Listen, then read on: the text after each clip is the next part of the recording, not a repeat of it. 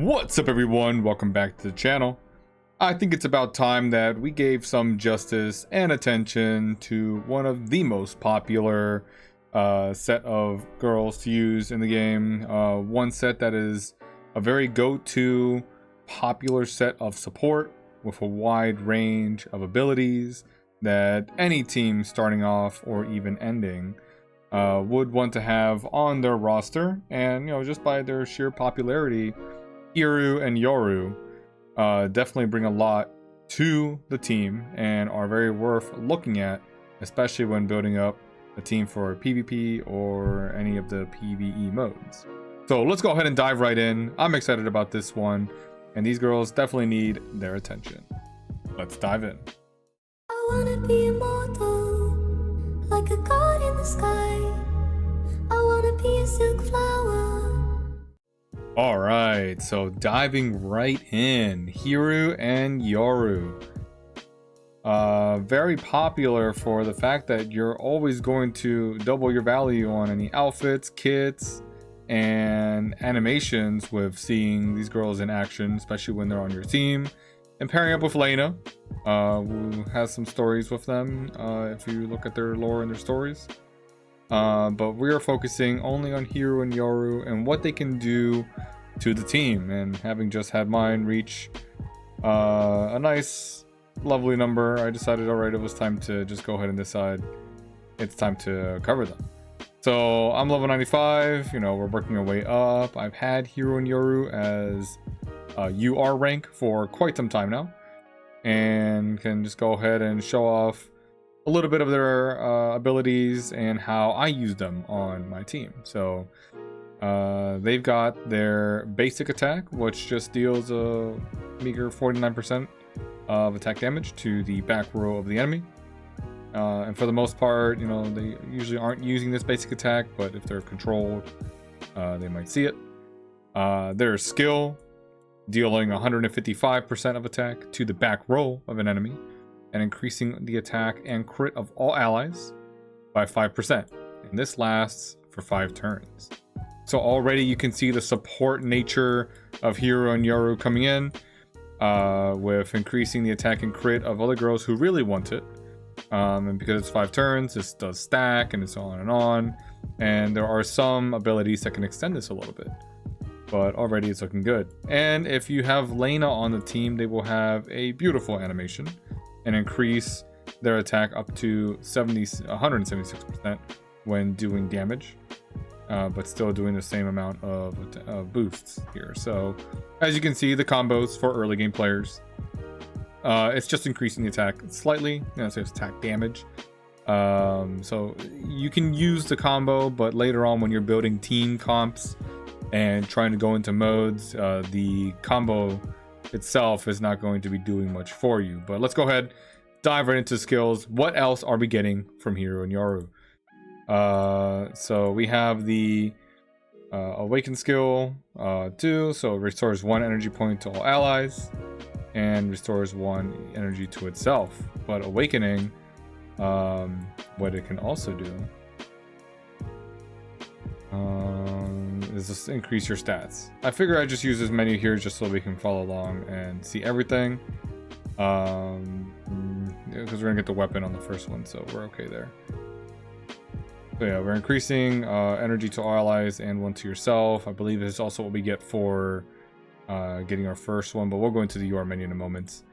3-star is just going to be an extra energy with a stat boost. And then as our 4-star, using a skill applies a control resistance shield. And just remember, this is a control resistance shield to control 2, so that's going to help you protect against your paralyze, your silence, and your stun abilities from the enemy team. And it's all right.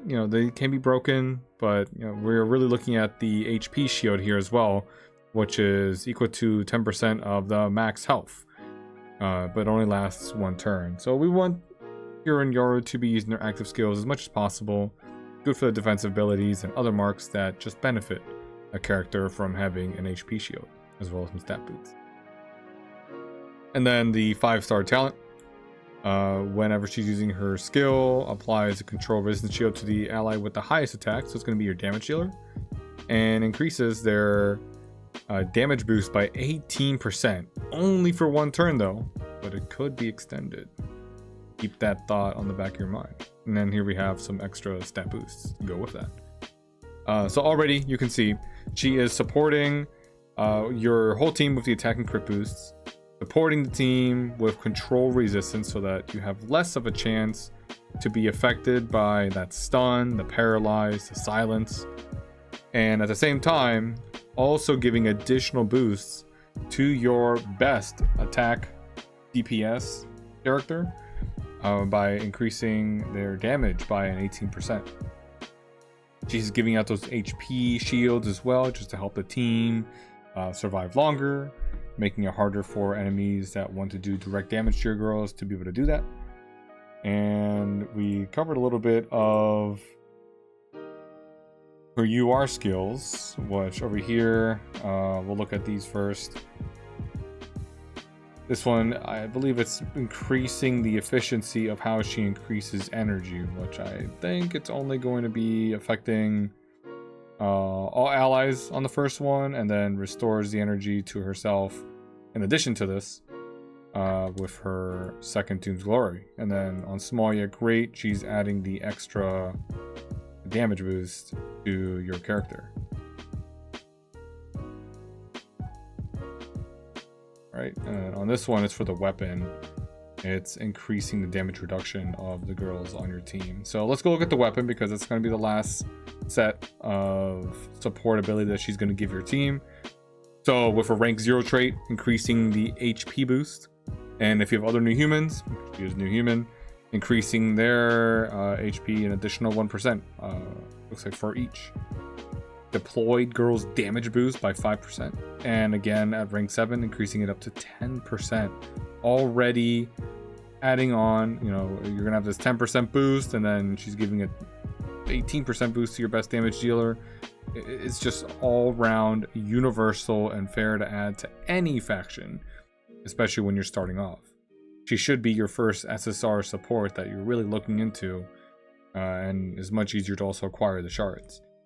Once you have additional ascension talents, you're going to have an additional 10% when you get her first oath level completed. So here you're going to have her damage reduction boost for all girls boosted to 10%. The rest of the skills that might increase damage on Hiro and Yoru, because she's a support girl, you're not going to see huge numbers or anything impressive from her damage after the mid game. So you just want to kind of stack her up with as much damage reduction, crit resistance, HP, so that she can stick around as long as possible. So what are we using Hiro and Yoru for? Well, we want her to be boosting our team's survivability with those HP shields. We want to make sure that our team can move, so the control resistance shields are also important.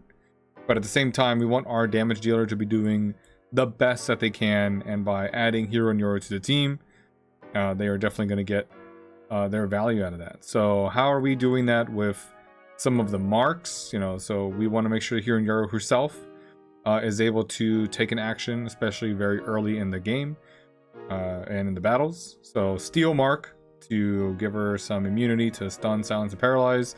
Very common levels of control that could just be spammed very early, and you know, if she can give the shields to the rest of our team, so we would like her to be like that.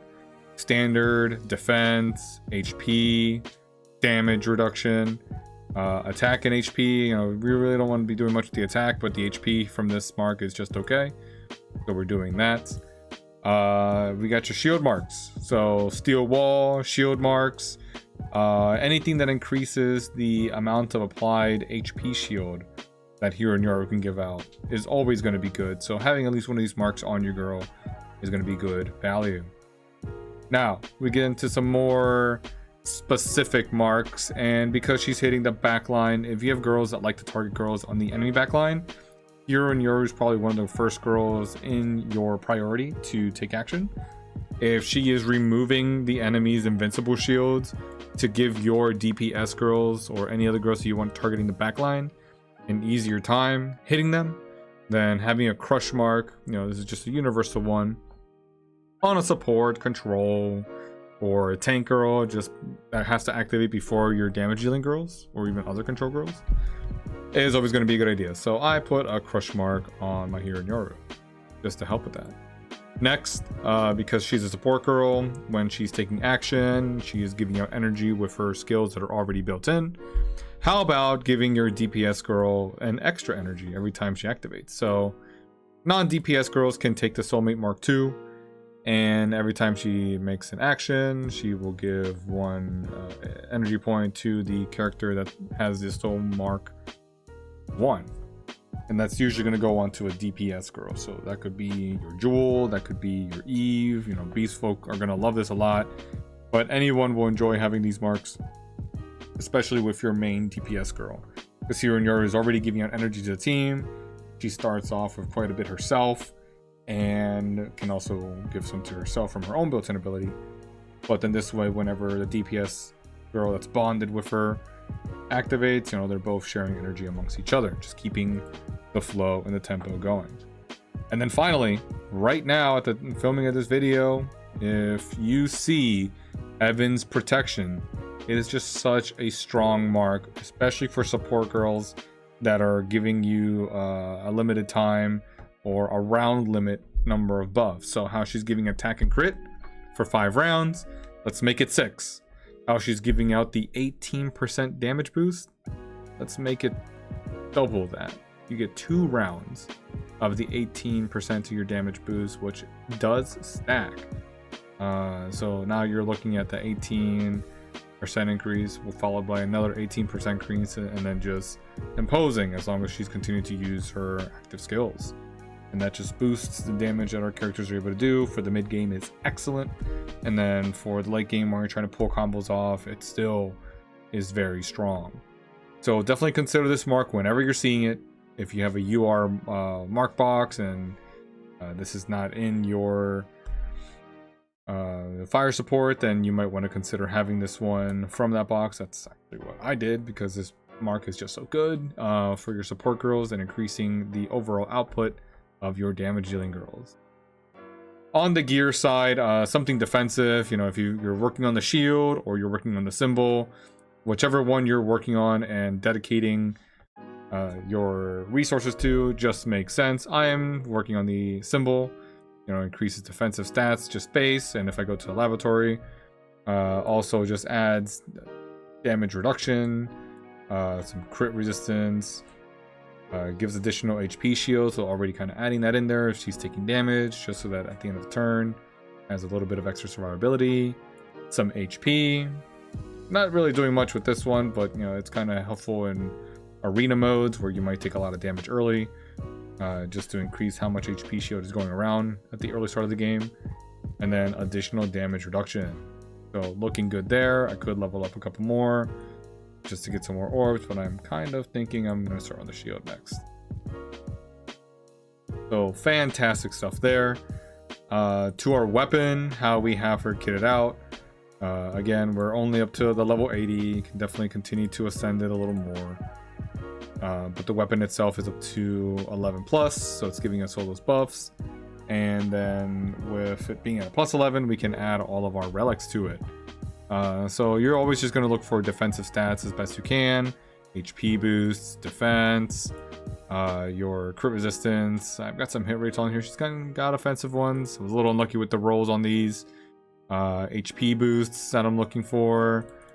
This one adding more defense, increase to the incoming healing. A lot of hit rate here on these that I'm now noticing, but defense and crit rate. So if I find out more abilities to add some of my defense boosts, then I definitely will. New human teams will probably want to have a medal here that is giving anything that does with HP boost, crit resistance, defense, just anything to help with the survivability. And on this one, I like this medal with Deer on it because it just provides some extra cleansing ability, so she can remove corrode, poison, magnetic storm. It's a small chance, but just continues to knock that off. So I'm happy with this one, but you might want to consider the marks that increase, or the medals here that increase your damage reduction, especially if you're on a human team, because that one can stack up for however many other humans you have on the team. Or also your Medal of Vitality, which increases your energy every time you're about to take an action. So I have it kitted out this way because I like to perform in the Abyss mode. And now that with my team coming along, I've been able to pull off some combos. You know, we want Hiro and Yoru to be doing as best as you can in that mode. But before we go in there, you know, you have a variety of outfits to select. Looks like this beach outfit is for an interactive case. Looks great, you know what you would expect. This one though is quite the festive one for Halloween, so you know, you definitely like the pumpkin themes and the outfits here. You know, looks great. And then there are boxes out there that can give you some extra outfits, and this is not exactly an oath ring outfit, but it is, you know, bridal oath in nature, and is usually quite easy to get in events and is offered very often. So very popular for a lot of folks, and right now it's giving a 15% stat boost to everything, and also just has a pretty cool stamp. So you definitely got plenty of options, and you can quite see that they are very popular for all these options. So let's get some gameplay here and just kind of watch them perform their activities. You know, we're going to jump straight into the Abyss. Very popular area to just try to knock out as much damage as possible, because you're going to get great rewards and, you know, a little bit more modes or videos that can come in detail with what we got going on in the Abyss. But you know, there's big resources, big numbers of gems that we want to try and earn from here, and at the moment I am leading my group, so we want to go ahead and show how we are battling here. So we'll go ahead and reset. I will do a couple of quick attacks just to knock out the minions, using some of our teams here. You kind of see how I'm doing this. I'll skip through some of these first ones. The rat bats there are using their shields. These gals here are liking to do some counterattacks. You know, I think they pull some pistols out too whenever they're fighting, but we'll go ahead and knock them out. I see flying for penguins. This mode likes to devour our girls, so we're just going to go ahead and pass that. Look at this Coco Snowball. What an interaction. Oh, did we actually miss that? Oh, I guess we missed it. All right. Well, we're just demoing here, so we're just going to go ahead and use a second team. Put some damage on them. That is what it is. That usually doesn't happen, but it is what it is. So, I've got an order of characters that I'm using here because I want to try and survive as long as possible. Once you're in the diamond and champion levels of the Abyss, the characters are what people like to call high pressure, where your girls can start to fall just from even basic attacks from the enemies because their stats are just boosted. So, you know, you see my power, it's all right, but over here they're in the billions. So they are very strong enemies. You know, we want to try and take out as many as possible or keep them controlled. Hecate from a recent event is here to help with that. Chloe to offer a little bit of boosts, but at the same time feed energy to her team and apply the invincible shields to the girl that will need it the most, because if we're low on HP, those shields are going to help. Hiro and Yoru will apply HP shields, control shields against mortar stun, as well as boost our main DPS girl, Puff and Lappy at the moment. So it's increasing their damage. You know, we have the flat 10% damage increase and 18% every time she does her active. That does now stack for 2 rounds. So we're having that come our way. Rose, because we have 2 girls here, Hoshino and Sapphire, that like to do damage over time with their corrode and poison. We're going to need some healing for our squad to try and outlive all 10 rounds. And then this bird, every time it activates, just likes to take a cut of our HP just on the base. So Rose is here to help with that and has a counterattack medal, so that every time she's getting hit, she's doing a quick basic to heal one of our allies. Uldil is just Uldil, Goddess of Fate, and reincarnated, increasing the damage that we are doing on enemies every time she applies her voodoo marks. Also has bio HP shields just to help with our team's survivability, and is providing buffs to Puff. so she can continue to burst out on some of these girls. All right, so we're gonna see them in action here. Get started. We're gonna have our pets go ahead and activate. Dragon, Queen, Princess, and ultimately Fusano for our beast folks. So here goes Hecate trying to apply some of her control. It looks like she even missed all of them this time around. All right, so we might be in trouble here. I don't see anyone entangled at the moment. You know, it just kind of sometimes rolls that way. But here's Hiro and Yoru applying some shields for us, giving us control resistance, and you can kind of see here Sapphire went ahead and did her thing with Cerberus, but we're healing up with Rose.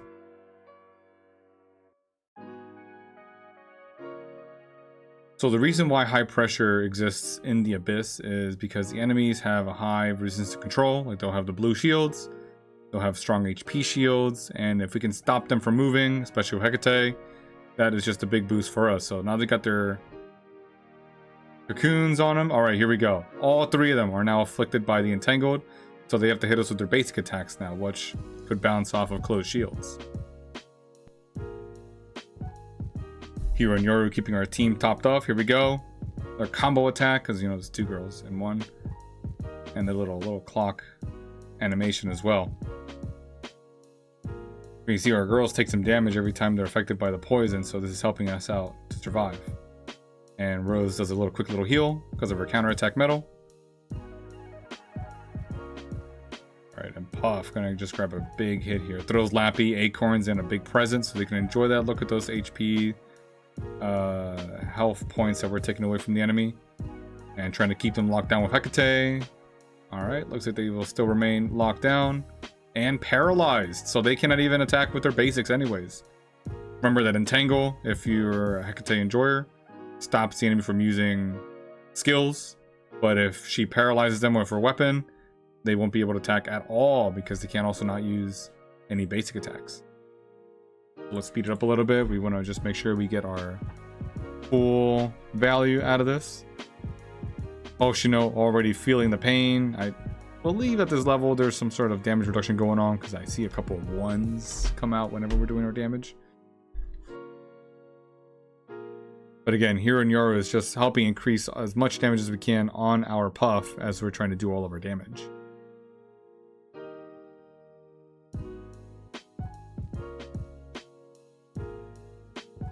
See if we can take Hoshino out on this round.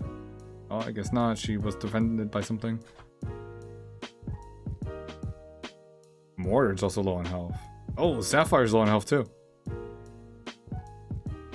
Looks like we lost our Clo. Oh no. Alright, there must have been some damage going through there, but Queen will bring back our Clo. Unfortunately, it doesn't come back with energy, so we are kind of going to be exposed without any shields right now. Our Puff went down too. Oh, alright. So yeah, that early control now hurting, and this is where I mean this is high pressure. There are rounds where I'm able to get my team to survive, but this is not going to be one of them, unfortunately. And we only nail our meager little damage here. So I'll just do a quick simulation, see if we can get one where our girls survive. Here, our team did not die, and we got closer to double the damage that we were doing last time. With Puff doing most of our damage, Overdale supporting it, Rose healing us, and here in Yoru, of course, keeping our team and damage topped up. Let's do one more simulation just so that we have that for the record. So yeah, we're able to take them down, this time a little bit less, and then one full attack this time, see how that goes for us. Oh, our team actually went down this one, and that's sometimes how dice can roll. You know, our simulation's looking okay, but then on our attack, we had some girls survive, but that was the story. We kind of just hang out there. So that's a little bit of a demo in the Abyss. Don't think I had a chance to really demo that off before. So you can see Hiro and Yoru's activity when they are in battle. Now, lineups, again, like I was saying, she can be universal for any team. If you're playing Evolved, Mechanic, Beast Folk especially, but you know, with humans just playing even nicer. She will really do good for any team lineup. You can have her in the first spot so she can do control shields for everyone and start the HP shield countdown. Anywhere in the front line is usually where you want to have her, but if the enemy is bringing their own control, then that's why I have the shield for anti-control. I have some defensive buffs on her so that she can continue to stand up and hold her own. But if you have a control girl, you probably want to have your control girl first, and then Hiro and Yoru to have the rest of the team topped up. Flow might be helping out, and if you're trying to climb the infinite maze, I just want to say that Hiro and Yoru is a very good alternative to have as a support girl to help you climb the maze, because she will help your girl survive with the shields. She will help you stay clear of control and give your main DPS girl, such as Puff, any of the extra damage increase that she needs to get through the high stats of the enemies in the maze. So how are you feeling? Do you want to have a collection of your own Hiro and Yoru? Are you building humans and looking to add her as your support? Or are you using someone else for support and just have good things to say about them? I want to hear about it in the comments. But this is what I had to demo for Hiro and Yoru on this video, and just wanted to make sure that I continue to shed the spotlight, give each of the girls a bit of time to shine on the channel. Us potentially continuing to revisit some of them as new changes come up, but this time it's all dedicated to the new human race girl, Hiro, or girls, Hiro and Yoru. So let me know what your thoughts are down in the comments. Let me know if you have a character that you would like to see covered on the channel, and if there's a particular mode that you would like to see them just showing off and playing their skills out for the benefit of the team. Like always though, again, I want to appreciate your time for hanging out, and have a good one.